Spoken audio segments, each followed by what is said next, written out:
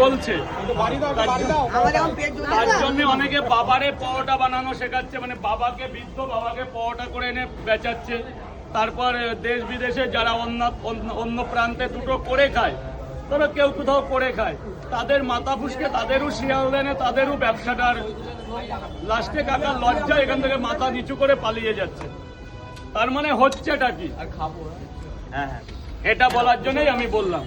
ধরো আমার মতন শিয়ালদা না, তোমরা তো বড় বাজারেও পরোটার দোকান করেছো, মানে এমন মাথা খেয়েছে যে কাকা বাবু এখানে আসতেই বাধ্য, শিয়ালদা পর্যন্ত চলে এসছে।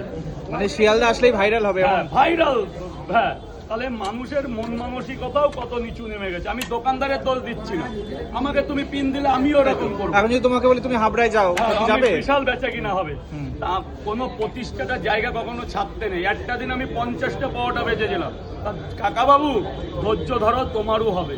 তোমার যদি এই জায়গাটা থাকে তোমার নিশ্চয়ই হবে। তোমাকে কেউ তোমার কর্ম কেউ গড়ে দিতে পারবে না কাকু, তোমার কর্ম তোমারই করতে হবে। মা বাবা জন্ম দিতে পারে, ভাগ্য মা বাবা লেখে না, ভাগ্য লেখে উপরের ঈশ্বর, আল্লাহ, ভগবান। তো নিজের ইচ্ছা শক্তির কাছে শিখ থাকো, আমার মতন তুমিও পারবে। আমার চাইতে বেশি যেন তুমি পাও, তবে লোকের পা চেটে না, নিজের যোগ্যতায়।